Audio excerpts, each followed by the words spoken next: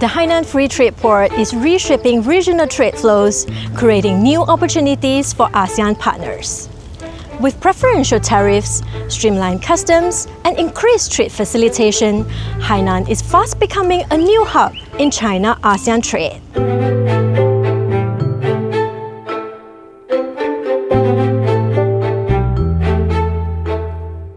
Malaysia, with its strategic ports and logistics network, is well positioned to capture these benefits and strengthen its position as a bridge between ASEAN and China.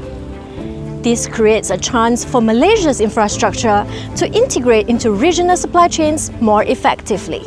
Malaysia can play a role as a connector, as a bridge. Actually, Hainan itself is trying to play a role as a bridge between China and Southeast Asia, China in Asia Pacific at large. First is on the connector because I think Malaysia, we have advantage in our geographical locations and also infrastructure. Our port, of course, the Port Klang and also the FTP, the port of Tanjung Pelepas.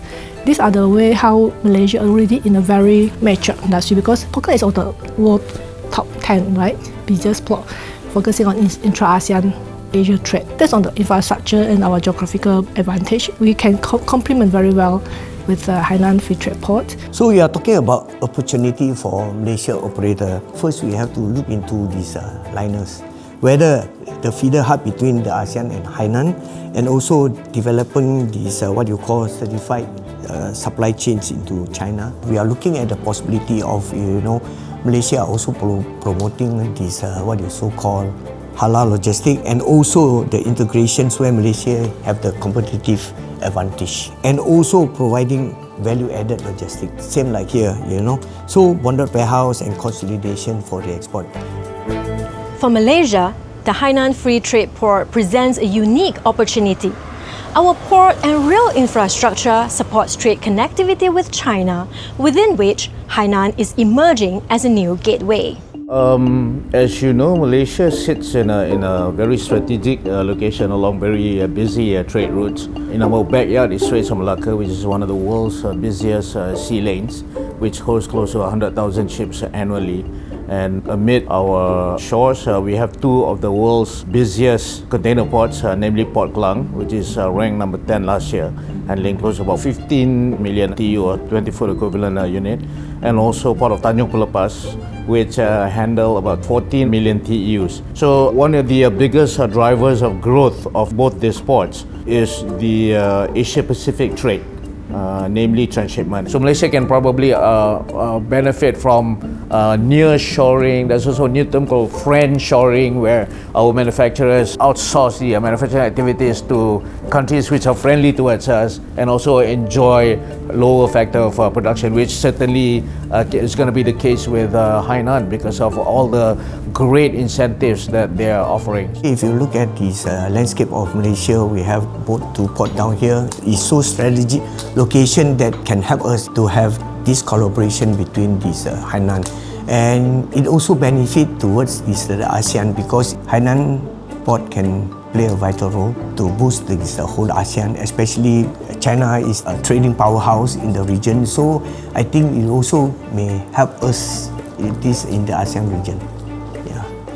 Malaysia's expanding rail network continue to strengthen links between production centres and major ports, improving the flow of goods across the country. This supports more reliable, efficient connections into regional and global supply chains. Apart from the Port Klang, we will see the other side of the Kuantan Port, the South China Sea. It's very near to the southern part of China. That is a sister port, with very near to Hainan, to the Guangxi there, So I think this one is the added advantages to both Malaysian businessmen and the so-called the businessmen in Hainan. The Hainan opening up as a Hainan trade port also can make use, arrive at the Southeast Asia, being a first port they arrive over here now. In terms of the logistic, the goods and raw materials, and then in terms of the peoples as well, peoples to peoples. I think it is complements to all these so-called infrastructures, become integrated. hopefully we said that ECRL can work is because it's between the east and the west. So we are talking about congestion, road congestion, you are talking about land transport. We are also looking at the possibility that do we have the volume of cargo moving from the west to the east, and also the shipping company, the vessel, is it calling, how regular they're going to call the Kuantan port. But bear in mind that if we are talking about monsoon time, not many vessels are calling there. Secondly, we are talking about the cost and efficiency of the whole trade. That matters as well. In between Pahang and Selangor, there must be also some pickup point and offloading point. So cost that matters, we have to look into the cost as well. As Hainan Free Trade Port matures, Malaysia's infrastructure can tap into increasing trade flow, attract investment, and enhance its position as a logistics hub in the region. The synergy between port and rail connectivity ensures Malaysia remains a vital link in ASEAN-China trade.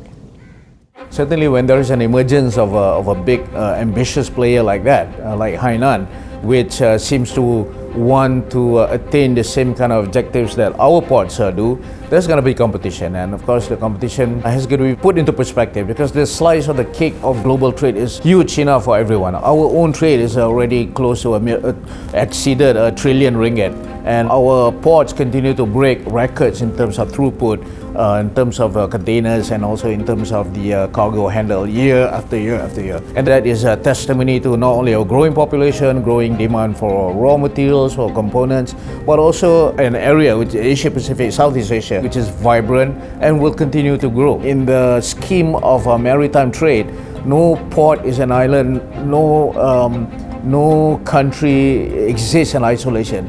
We are all interconnected through a very intricate cobweb of components, of ports, of shipping services, and so on. We benefit from their growth as much as they benefit from us. Tremendous growth of Port of Tanjung Pelepas, of Port Klang, Kuantan Port, Bintulu Port have partly been driven by the demand of cargo that they export to China, and vice versa, because of the growing number of volume that we need to handle.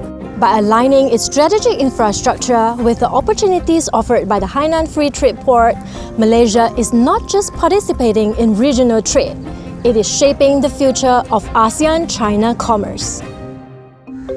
In the next episode, we will hear from Malaysian businesses looking to capitalize on Hainan's potentials.